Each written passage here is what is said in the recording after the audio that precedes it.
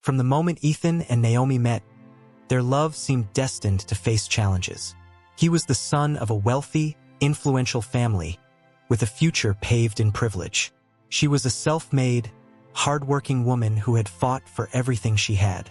Together, they were an unlikely match, but their bond was undeniable. Yet, as their relationship grew, so did the obstacles.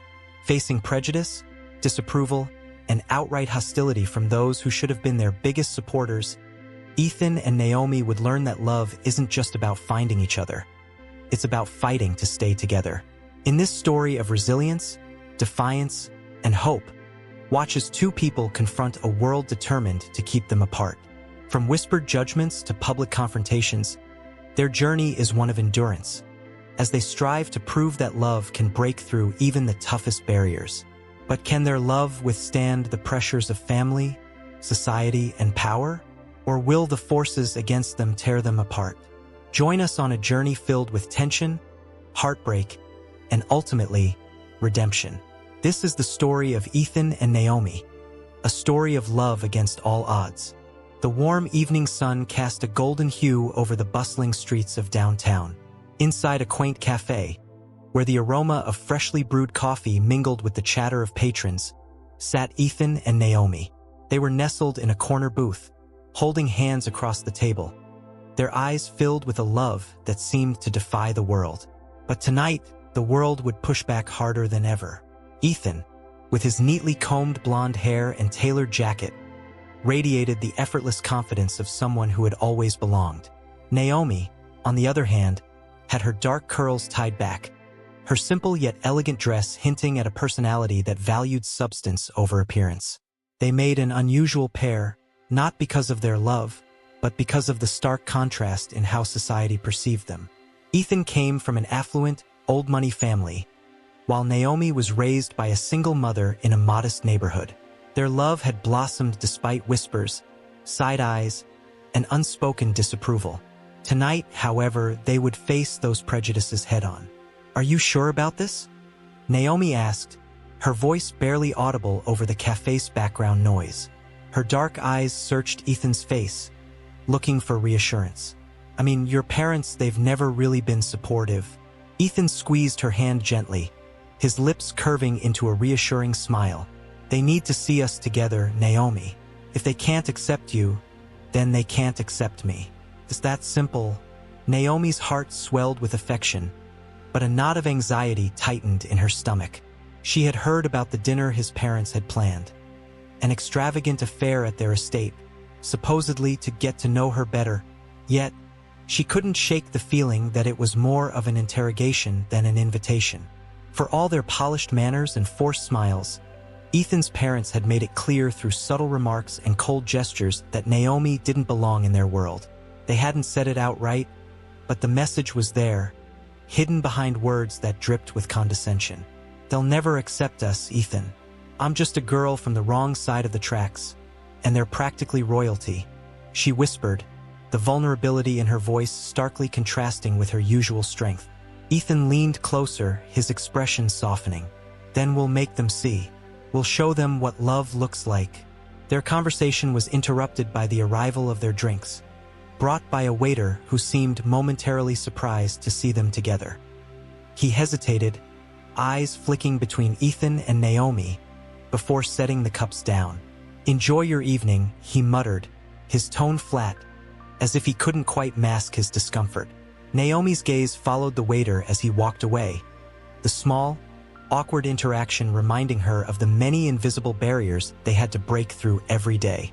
She wondered how much longer they could pretend those barriers didn't exist.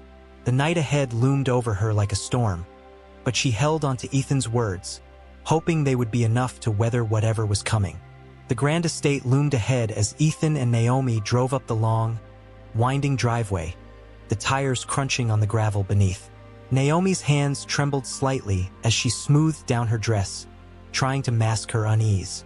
She had never felt more out of place, as if she were a trespasser in a world that wasn't meant for her. The mansion stood tall, illuminated by ornate lights, with perfectly manicured lawns stretching out in every direction, a stark reminder of the wealth and privilege that defined Ethan's family. Ethan parked the car and turned to her, sensing her apprehension. "We're in this together, okay?" he said softly, giving her hand a reassuring squeeze. Naomi nodded, though her heart pounded in her chest. Together, they stepped out of the car and walked towards the entrance, where the heavy oak doors were already opening. "Welcome, Mr. Ethan," the butler greeted with a practiced smile, his eyes barely acknowledging Naomi's presence. "Your parents are expecting you in the drawing room." As they entered, Naomi was immediately struck by the opulence of the interior. The crystal chandeliers, the expensive artwork adorning the walls, and the faint scent of lavender that lingered in the air. It was a world far removed from her own, one that seemed determined to remind her at every turn that she didn't belong. Ethan's mother, Victoria, was the first to greet them. She approached with an air of grace that bordered on coldness, her eyes gliding over Naomi before fixing on Ethan with a smile. "Darling, I'm so glad you could make it," she said, leaning in to kiss his cheek. She then turned to Naomi, her smile tightening slightly. "And Naomi, welcome. It's lovely to see you again." Naomi forced a smile, but she could feel the undercurrent of tension in Victoria's words. It wasn't a warm welcome. It was the kind of politeness that masked disdain. Ethan's father, Charles, joined them shortly, his stern expression barely changing as he acknowledged Naomi with a curt nod. Dinner was served in the grand dining room, a long table set with fine china and polished silverware. As they took their seats, Naomi noticed that she was positioned directly across from Victoria, as if intentionally placed under her scrutiny. The meal began quietly, with the clinking of cutlery and murmurs of small talk filling the air. Naomi did her best to stay composed, answering questions politely whenever they were directed her way. It didn't take long for the conversation to shift in a more uncomfortable direction. "So, Naomi," Victoria began, her tone light but her words pointed. "I hear you're still working at that little boutique. Is that correct?" Naomi nodded. "Yes, I am. I've been there for a few years now. I really enjoy it." Victoria's lips curled into a semblance of a smile. "I see. It's admirable, really, that you've managed to stay afloat in such a competitive field. But have you ever thought about doing something more substantial? Maybe something that could offer more stability, especially if you plan to, build a future together." The implication hung in the air, sharp and clear. Naomi's cheeks burned, but she refused to let the comment get under her skin. "I'm happy with what I do, Mrs. Monroe. It's honest work, and it allows me to be independent." Charles, who had been silent until now, suddenly spoke up. "And yet, independence doesn't always mean security, does it? Especially when one considers long-term prospects." His eyes bore into Naomi, as if challenging her to defend herself.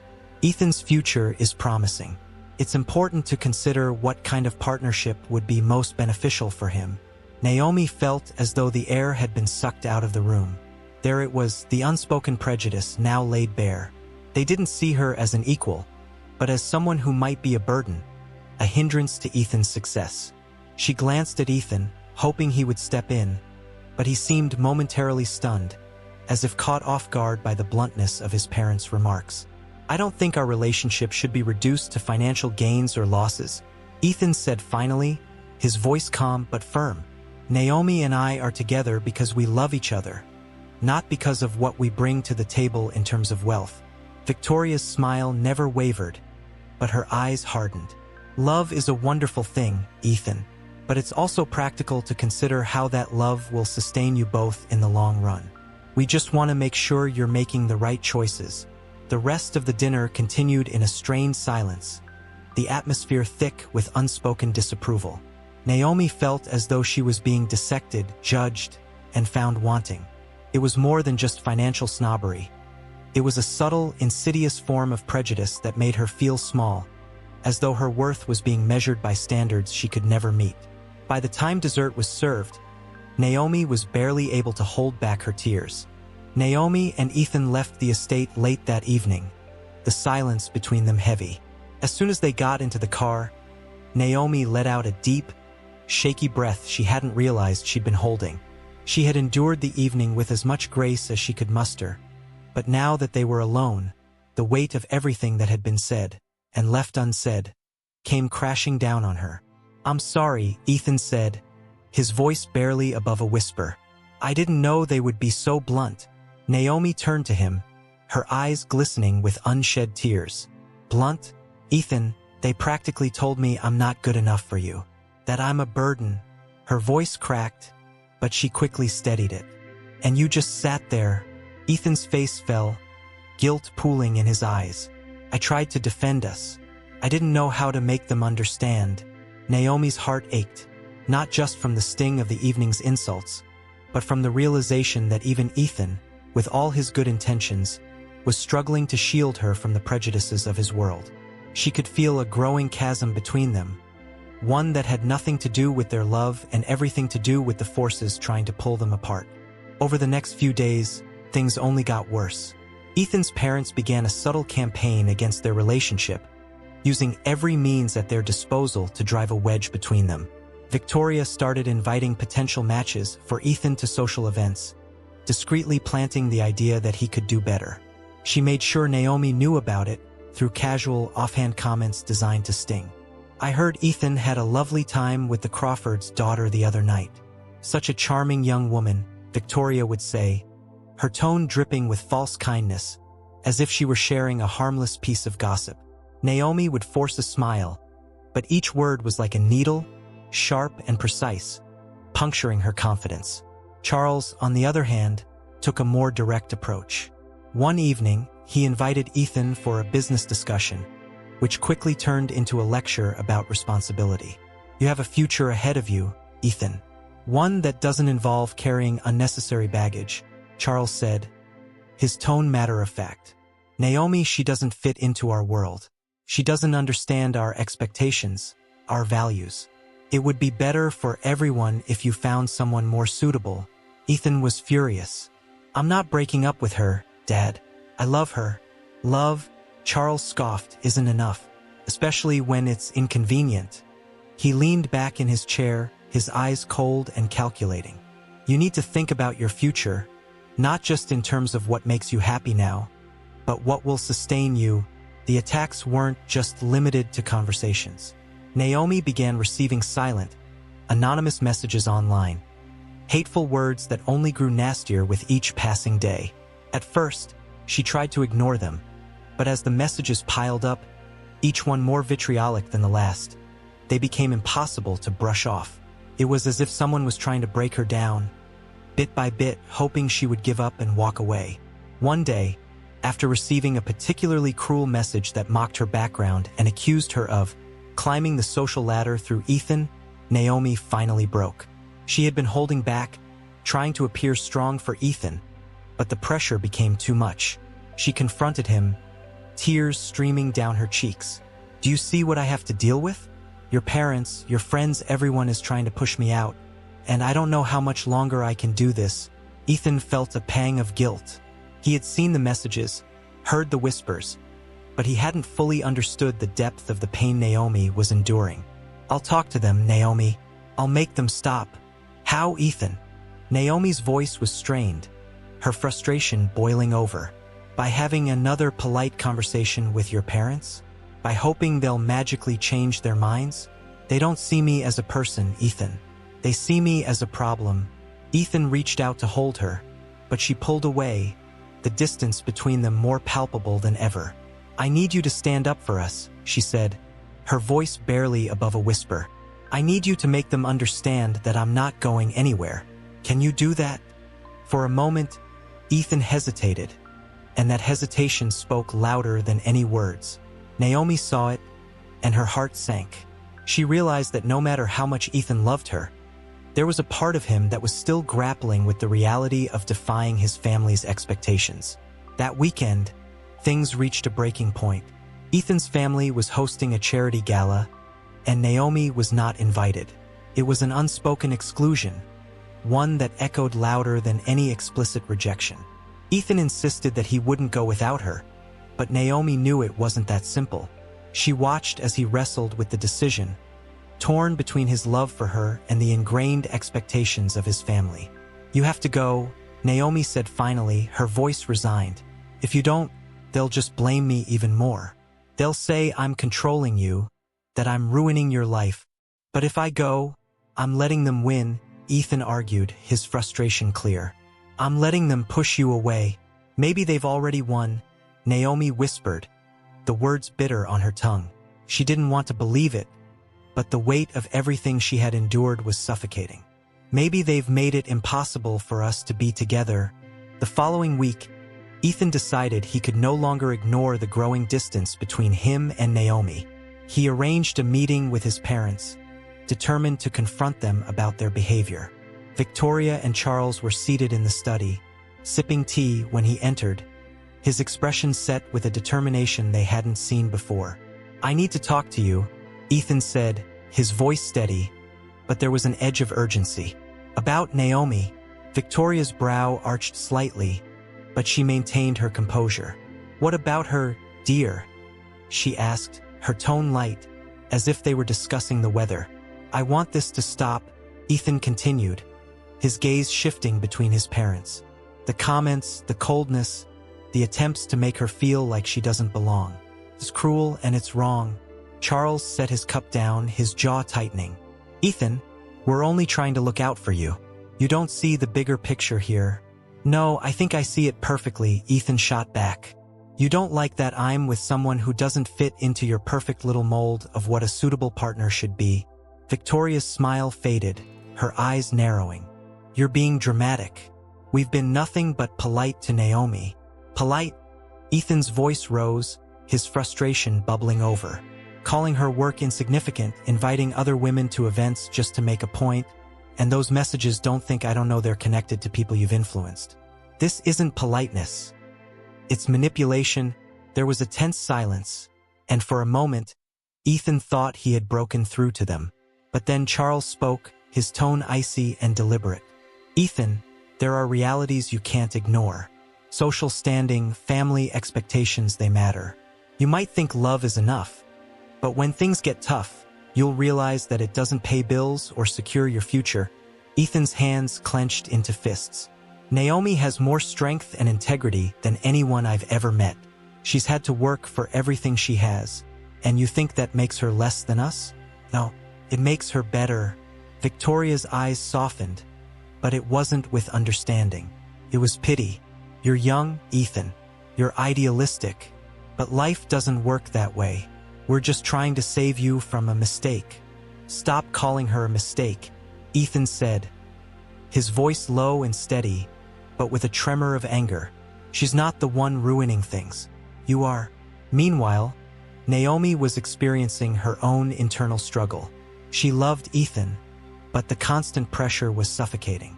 She had always been proud of her independence, of the life she had built for herself despite the odds.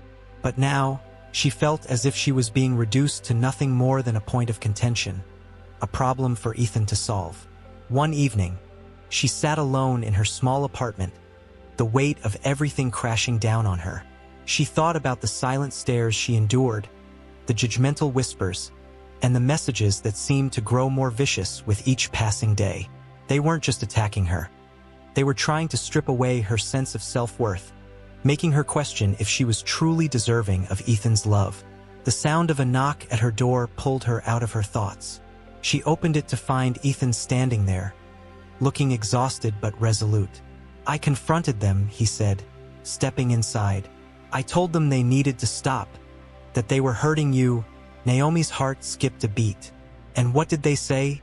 They're not going to change, Ethan admitted, his shoulders slumping. They still think they're right, that they're protecting me from you.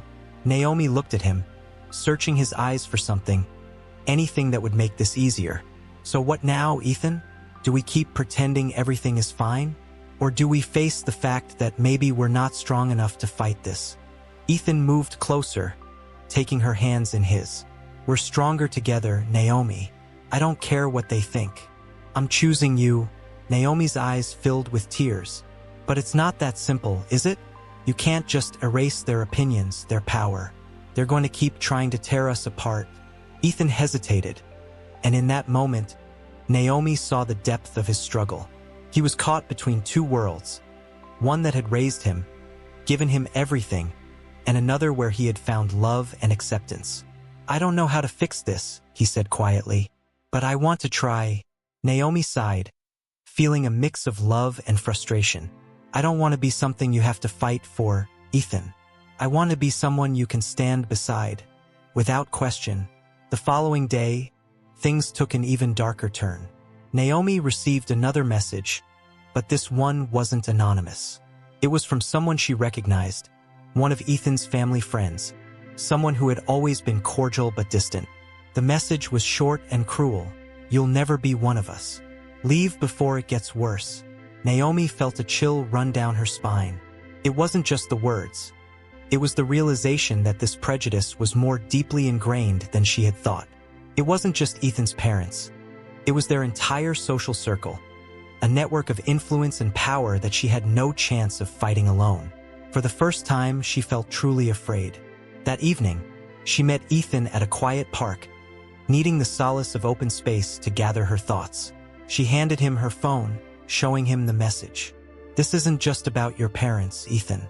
It's everyone around them. They don't want me here, and they're not going to stop until I'm gone." Ethan's eyes darkened as he read the message, his jaw tightening. "I won't let them scare you away," he said fiercely. "We'll find a way to make this work." Naomi looked out at the fading sunset, the sky painted in hues of orange and pink. "Maybe I don't want to keep fighting, Ethan," she said softly. "I shouldn't have to prove myself to people who are never going to see me as their equal."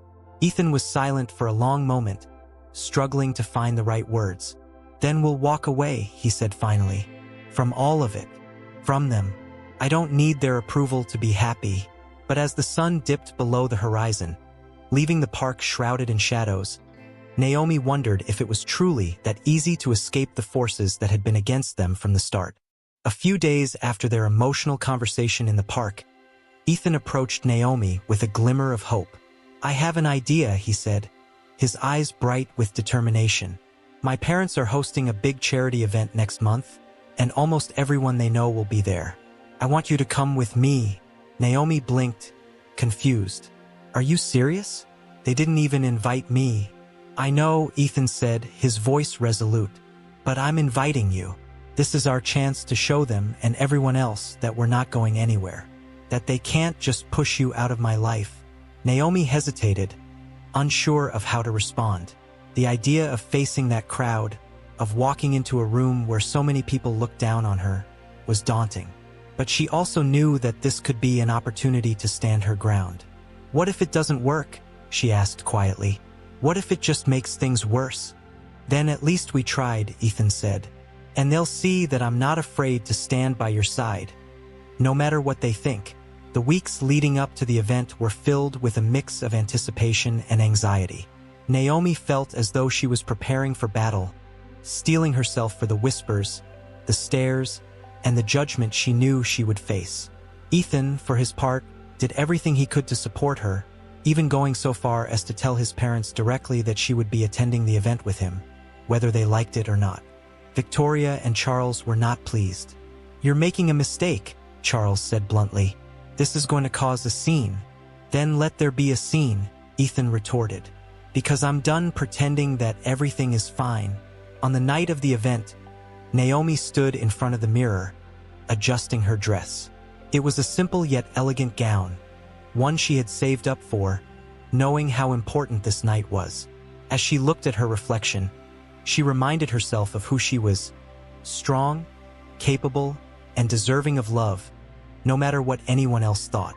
When Ethan arrived to pick her up, he was momentarily stunned. "You look beautiful," he said, his voice filled with awe. "Thank you," Naomi replied, trying to muster a smile. "I hope it's enough." Ethan took her hand, squeezing it gently. "It's more than enough." As they entered the venue, a grand hall decorated with twinkling lights and lavish displays, all eyes turned to them. Naomi could feel the weight of 100 gazes, some curious, others disapproving. But she kept her head high, refusing to let them see her fear. For a moment, she felt a surge of confidence, buoyed by Ethan's presence beside her. They mingled with the crowd, exchanging polite greetings, but it didn't take long for the tension to surface. A few guests were visibly shocked to see Naomi there, while others barely masked their discomfort. One woman, a friend of Victoria's, approached them with a tight smile. "Oh, Ethan, I didn't realize you were bringing a guest," she said, her eyes flicking to Naomi with thinly veiled disdain. Ethan's jaw clenched, but he forced a smile. "Yes, this is Naomi. We're here together." The woman's smile didn't reach her eyes. "Well, isn't that bold of you?" Naomi felt the sting of the comment but refused to let it show. She smiled back, her voice steady. "Boldness can be a good thing, don't you think?" As the night went on, Ethan introduced Naomi to more people, some of whom were polite, others barely bothering to hide their contempt. But despite the undercurrent of hostility, Naomi began to feel a small sense of victory. She was there, she was visible, and no one could take that away from her. Then, during a lull in the evening, Victoria took the stage to give a speech. She was poised and graceful, every bit the image of a dignified hostess. But as she spoke, Naomi felt a knot form in her stomach. There was something in the way Victoria was looking at her, a cold, calculating gaze that made her uneasy. "I want to thank you all for being here tonight," Victoria said, her voice carrying across the room. "This event is about bringing people together, about unity and shared values. And speaking of values, I'd like to take a moment to address something personal." She paused, letting the room settle into a hushed silence. "My son, Ethan, has always been a kind and compassionate young man. But recently, he has found himself involved in a situation that has caused concern for our family." Naomi's heart sank. She knew what was coming, but she wasn't prepared for it to be so public, so humiliating. "While we respect his choices, we also believe in the importance of making decisions that are wise and well-considered," Victoria continued, her eyes fixed on Ethan. "And we hope that, in time, he will come to understand what truly matters." The words were a thinly veiled threat, a declaration that Ethan's relationship with Naomi was not welcome. The room was silent, the tension palpable. Naomi felt as though she had been slapped, her cheeks burning with shame. She wanted to disappear, to run out of the room and never look back. But she couldn't. She was frozen, trapped by the eyes of the crowd, and by the realization that this had been a mistake. Ethan stood up, his face pale but determined. "Enough, Mom," he said, his voice cutting through the silence. "I know what you're doing, and it's not going to work." Victoria's expression didn't change, but there was a flicker of surprise in her eyes. "I'm only trying to do what's best for you, Ethan." "What's best for me?" Ethan echoed, his voice rising. "Or what's best for your image? Because I'm tired of playing along with this charade. I'm tired of pretending that the way you treat Naomi is okay." The room was buzzing now, whispers spreading like wildfire. Ethan reached out for Naomi's hand, pulling her close. "I love Naomi, and I'm not ashamed of it. If you can't accept that, then that's your problem, not ours." For a brief moment, Naomi felt a surge of hope. Ethan was standing up for her, in front of everyone, defying his parents in a way she hadn't thought possible. But just as quickly, that hope was dashed. Victoria's eyes darkened, her lips curling into a tight, controlled smile. "You've made your choice, Ethan," she said quietly, her words dripping with finality. "But choices have consequences." As the night wore on, Naomi realized the extent of those consequences. Ethan's parents began to systematically isolate him, cutting off his financial support, and making it clear that if he chose to stay with Naomi, he would be cut off from the family entirely. Ethan's friends, many of whom had been close to him for years, began to distance themselves, not wanting to get caught up in the drama. Naomi had thought the night would be a turning point, but instead, it had only deepened the rift. Ethan was willing to fight for her, but now she wondered if the cost was too high. The fallout from the charity event was swift and brutal. Ethan found himself facing a barrage of consequences he hadn't fully anticipated. His parents had always been careful with their words, but now they were explicit. If he continued his relationship with Naomi, he would be entirely cut off, financially, socially, and professionally. His father, Charles, even went so far as to speak with his business contacts, making it clear that Ethan was no longer a part of the Monroe family's inner circle. It was a warning to anyone thinking of supporting him. Stay away or face the consequences. Ethan had always known his family had power, but now he was seeing just how far they were willing to go to protect their image. It was as if they were closing in around him, using every tool at their disposal to force him back in line. But instead of backing down, Ethan's resolve only hardened. He wasn't going to let them control his life, not anymore. Naomi, on the other hand, was struggling. She had always been independent, but she knew how much Ethan was sacrificing for her, and the guilt was eating her alive. She wanted to believe that love could overcome everything, but now, faced with the reality of Ethan's situation, she couldn't help but wonder if she was being selfish. "I don't want you to lose everything because of me," she told him one night, her voice trembling. "Your family, your future, it's all at stake. I'm not losing anything that matters if I still have you," Ethan replied, pulling her into a tight embrace. But Naomi could feel the uncertainty in his words, the weight of everything they were up against. The tipping point came one evening when Ethan received a call from his father. "Meet me at the club," Charles said curtly, not giving Ethan a chance to refuse. It wasn't a request. It was an order, and Ethan knew better than to ignore it. When he arrived, he found his father waiting for him in a private room, a glass of whiskey in hand. There was no small talk, no pretense of warmth. "Do you understand what you're doing?" Charles asked, his voice cold and measured. "You're throwing your life away for someone who doesn't belong in it. Someone who will never be accepted by our world." Ethan felt a surge of anger, but he forced himself to stay calm. "I'm not throwing my life away. I'm choosing to live it on my own terms." "Your own terms," Charles repeated, as if the words were absurd. "You think you can build a future without us?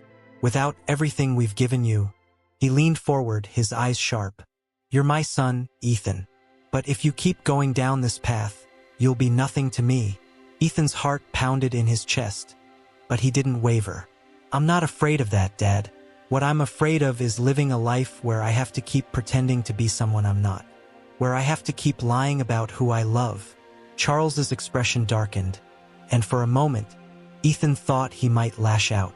But instead, his father took a slow sip of his drink, his eyes never leaving Ethan's. "Then you've made your choice," he said quietly. "But don't think for a second that you'll come crawling back when things fall apart. Because they will." The conversation left Ethan shaken but resolute.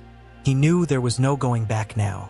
But the real test came a few days later, when Naomi was confronted by Victoria.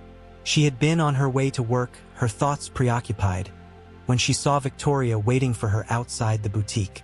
Naomi hesitated, considering turning back, but she knew it was pointless. Victoria wasn't the type to leave things unfinished. "I'm not here to make threats," Victoria said as Naomi approached. "I'm here to offer you a way out." Naomi bristled, but she kept her voice steady. "I don't need a way out. I love Ethan, and I don't doubt that," Victoria replied, her tone surprisingly gentle. "But love isn't always enough. Ethan might be willing to sacrifice everything for you now. But what happens when the reality of that sacrifice sets in? When he realizes just how much he's lost?" Naomi didn't respond, but she could feel her resolve cracking. Victoria took a step closer, her eyes softening. "I'm offering you a chance to do what's right. Walk away, and I'll make sure Ethan has everything he needs. He'll be able to move on, and so will you." It was the last thing Naomi had expected, a bribe disguised as an act of compassion. For a moment, she was tempted. She could see how easy it would be to take Victoria's offer, to free Ethan from the mess his life had become. But then she thought about all the times he had stood by her, all the promises they had made to each other. She wasn't just fighting for herself anymore. She was fighting for them. "No," Naomi said finally, her voice firm. "I won't do that to him. I won't do that to us." Victoria's expression hardened, the softness disappearing. "Then you leave me no choice." The next day, Naomi received an eviction notice. Her landlord, who had always been friendly, now claimed she was late on payments. Even though she knew it wasn't true, it was clear what was happening. Victoria was using her influence to push Naomi out, to make her life so difficult that she would have no choice but to leave. Naomi was devastated. She had known this fight would be hard, but she hadn't realized just how ruthless Ethan's family could be. She was on the verge of giving up, but Ethan refused to let her. "We'll find another place," he said, his voice defiant. "They can't control us forever." But as the days passed, it became clear that this wasn't just about finding a new apartment. Naomi was being blacklisted. Everywhere she went, doors were closing. Job opportunities disappeared. People she thought were friends turned away. It was as if she was being erased, little by little, until there was nothing left. The final straw came when Ethan's car was vandalized outside Naomi's building. Someone had spray-painted a single word across the side. Trash. It was a message, clear and unmistakable, that they were not welcome. Ethan reported it to the police, but he knew it wouldn't lead anywhere. His parents' reach was too wide, their influence too deep. Naomi watched as Ethan tried to stay strong, but she could see how much it was tearing him apart. "Maybe we should just leave," she said one night, her voice barely above a whisper. "Go somewhere they can't find us." Ethan took her hand, his eyes weary but determined. "If we run, they win," he said, "and I'm done letting them win." But Naomi wasn't sure how much more they could take. They had reached the breaking point, and the world seemed determined to crush them. The vandalism incident was a wake-up call for Ethan and Naomi. It wasn't just about disapproval anymore. It was about intimidation. Ethan was furious, not just at his family but at the world that seemed intent on tearing them apart. "We're not running," he said firmly. "I won't let them scare us into hiding. We'll find a way to fight back." But Naomi was exhausted. Every day felt like a new battle, and she didn't know how much longer she could keep going. She had always been strong, but this was different. "Ethan, maybe they're right," she said one evening, her voice barely a whisper. "Maybe this isn't worth it." Ethan turned to her, his eyes wide with disbelief. "How can you say that? After everything we've been through, after everything we've fought for?" Naomi's eyes welled up with tears. "Because I'm tired, Ethan. I'm tired of being treated like I'm nothing, of fighting every day just to prove that I deserve to be here. Maybe it would be easier if I just let go." Ethan's heart broke as he saw the pain in her eyes. He wanted to promise her that things would get better, that they would find a way through this, but he didn't know how. Instead, he pulled her close, holding her tightly, as if afraid she might disappear if he let go. "I love you, Naomi," he whispered, "and I'm not giving up on us. I don't care what it takes. I'm gonna make this right." The turning point came when Ethan received a call from an unexpected ally, his grandmother, Margaret. Unlike Victoria and Charles, Margaret had always been more open-minded, but she had kept her distance from the family drama, preferring not to get involved. Now, however, she couldn't stay silent any longer. "I heard about what happened at the charity event," Margaret said, her voice gentle but firm. "And I heard about what your parents have been doing to Naomi. I don't approve, Ethan. I never have." Ethan was surprised.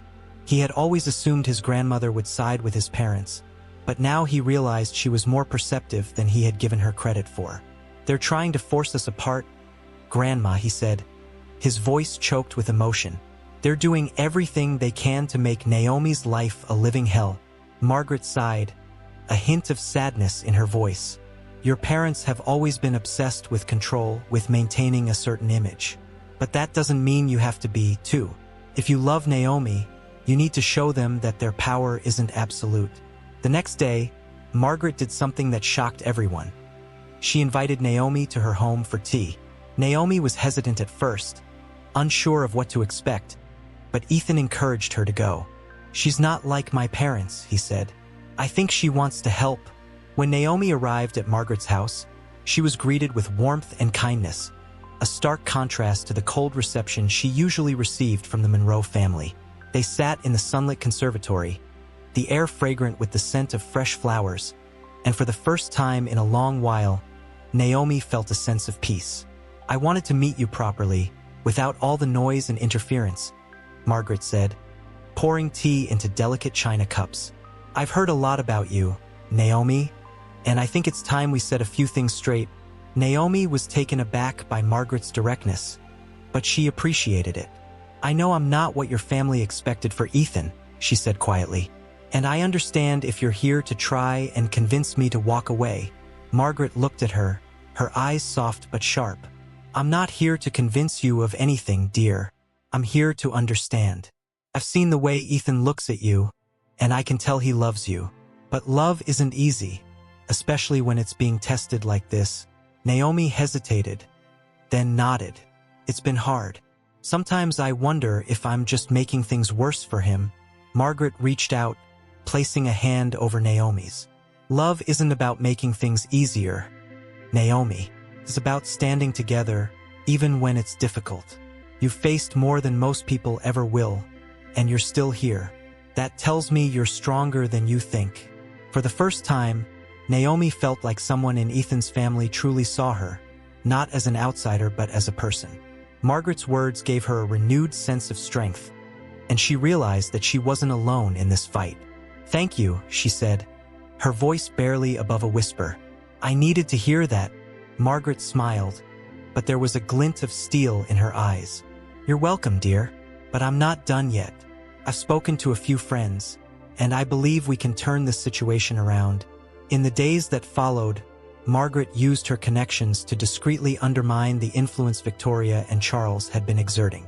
She reached out to people who respected her, people who had seen the way the Monroes operated and were willing to push back against their tactics. She even went as far as to threaten legal action if Naomi's eviction wasn't reversed, using her considerable influence to make sure the landlord knew there would be consequences. But Margaret didn't stop there. She publicly invited Naomi and Ethan to a charity gala she was hosting, making it clear that she supported their relationship. It was a bold move, one that sent a message to everyone in their social circle. Naomi was here to stay, and anyone who tried to oppose that would have to answer to her. On the night of the gala, Naomi walked in arm with Ethan, her head held high. For the first time, she felt like she truly belonged, not because she had been accepted by everyone, but because she had fought for her place and won. The whispers were still there, the judgmental stares, but they no longer had the power to make her feel small. Margaret's presence by their side was a shield, and as she introduced Naomi to guests with genuine warmth, it became clear that the tide was turning. Even Victoria and Charles, who had reluctantly attended, seemed taken aback by the shift in dynamics. They had underestimated Margaret, and now they were paying the price. Towards the end of the evening, Margaret stood up to give a speech, and as she spoke, her words resonated through the room. "Love is not something that can be controlled or contained," she said, her eyes sweeping over the crowd. "It's something that must be nurtured, even when it defies our expectations. Ethan and Naomi have shown a kind of courage that is rare, and I, for one, am proud to stand by their side." The room erupted in applause, and for a moment, Naomi felt the world shift. She realized that while she might never fully escape prejudice, she had found allies who would stand with her, people who believed in her right to love and be loved. And that was enough. As the gala wound down, Ethan pulled Naomi aside, his eyes shining with gratitude. "We did it," he whispered, his voice choked with emotion. "We're still here." Naomi smiled, a sense of peace washing over her. "Yes," she said softly, "we're still here." The weeks following the gala brought a sense of calm that Ethan and Naomi hadn't felt in a long time. Margaret's bold stance had shifted the dynamics, creating ripples that extended beyond the night of the event. It was as if a silent understanding had been reached within their social circle. Opposing Naomi and Ethan now meant challenging Margaret, and very few were willing to take that risk. Victoria and Charles, however, remained defiant. They were not accustomed to losing, and the thought of being outmaneuvered by Margaret, someone they had always seen as a passive observer, was infuriating. They tried to maintain their grip, continuing to spread subtle, disparaging remarks about Naomi, but the power of their words was waning. For the first time, they were on the defensive, and they didn't know how to handle it. Ethan and Naomi knew the battle wasn't entirely over, but they had won a significant victory.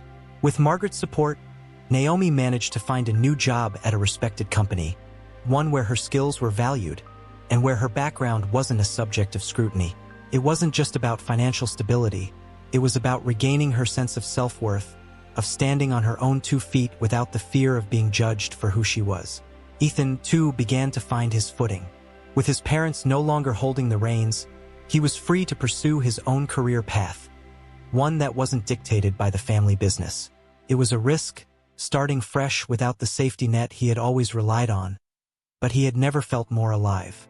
The freedom to make his own decisions, to carve out a future with Naomi, was worth every sacrifice. But the final confrontation between Ethan, Naomi, and his parents was inevitable. They knew it was only a matter of time before Charles and Victoria made one last attempt to reclaim control, and it happened during a family dinner that Margaret had insisted they all attend. It was her way of forcing a resolution one way or another. The dinner began with polite, strained conversation. Charles and Victoria were stiff, their smiles forced, but they kept their peace, clearly aware of Margaret's presence. However, it didn't take long for the underlying tension to bubble to the surface. "So," Charles said, breaking the silence, "I hear you're still planning on starting that little venture of yours, Ethan." Without any support from the family, of course, Ethan met his father's gaze, unflinching. "That's right. I'm going to build something on my own terms." Charles's lips curled into a smirk. "And what will you do when it fails? Come running back, expecting us to bail you out?" "No," Ethan said, his voice calm but firm, "because it's not going to fail. And even if it does, I'd rather fail on my own than succeed while pretending to be someone I'm not." The room fell silent, the air thick with unspoken words. For a moment, it seemed as though the conversation might escalate into another argument. But then Margaret spoke, her tone gentle yet commanding. "Charles, Victoria, I think it's time you let Ethan live his own life. You've tried to mold him into your idea of perfection, but you've forgotten that love doesn't work that way. It's not about control. It's about respect." Victoria's eyes flashed, her composure slipping. "We've only ever wanted what's best for him," she said, her voice tight. "And sometimes what's best for someone isn't what you think it is," Margaret replied, her gaze steady. "Ethan has chosen Naomi, and you need to respect that choice. Because if you keep pushing, you're not going to lose control, you're going to lose your son." Charles's jaw tightened, but he said nothing. Victoria looked away, her expression pained, as if the reality of Margaret's words was finally sinking in. There was a long, heavy silence, and then, for the first time, Victoria's shoulders slumped. "I don't want to lose him," she whispered, barely audible. Margaret nodded, her eyes softening. "Then let him be happy. Let him choose his own path, even if it's not the one you imagined." It was a simple statement, but it carried the weight of years of unspoken conflict. Ethan watched as his parents seemed to wrestle with themselves, torn between their desire to control and their fear of losing him. It was a moment of vulnerability he hadn't expected, and he realized that despite everything, they were just as scared as he was, scared of change, of the unknown, of letting go. Naomi, who had been silent throughout the exchange, finally spoke. "I'm not trying to take Ethan away from you," she said quietly. "I'm just trying to be with the person I love. I hope you can understand that." Victoria looked at her, really looked at her, for the first time in what felt like forever. There was no judgment, no disdain, just a weary, resigned acceptance. "You're stronger than I gave you credit for," she said, her voice barely a whisper. "I suppose that's something to admire." It wasn't a full apology, but it was a start. And for Ethan and Naomi, it was enough. They left the dinner that night feeling lighter, as if a weight had finally been lifted. There would still be challenges, still moments of doubt and struggle, but they had taken a step forward, and that was what mattered. In the months that followed, Ethan's venture began to take off, and Naomi thrived in her new job. They moved into a small apartment together, modest but filled with love, and for the first time, they felt like they were building a life that was truly theirs. Margaret continued to support them, offering advice and encouragement, but she made it clear that they were the ones leading the way. As for Victoria and Charles, their relationship with Ethan remained strained, but there was progress. They no longer tried to interfere, and slowly, hesitantly, they began to reach out, trying to understand the life their son had chosen. It would take time, but Ethan was willing to give it. One evening, as Ethan and Naomi sat on their balcony, watching the city lights flicker in the distance, Naomi turned to him, a smile playing on her lips. "We made it," she said softly. "Against all odds, we made it." Ethan leaned in, pressing a gentle kiss to her forehead. "Yeah," he murmured, "we did. And I wouldn't change a thing." For a long time, they sat in comfortable silence, letting the cool night air wash over them. The battles they had fought, the pain they had endured. It was all a part of their story, a story of love, resilience, and defiance in the face of prejudice. And as they held each other, they knew that no matter what the future held, they would face it together. Thank you for joining us on this powerful journey of love, resilience, and defiance against prejudice. If Ethan and Naomi's story moved you, please show your support by liking this video, leaving a comment, and sharing it with others who need to hear this message. Don't forget to subscribe to our channel for more stories that inspire, challenge, and remind us of the strength of the human spirit. Together, we can spread hope and change. Subscribe now and hit the notification bell so you won't miss our next story.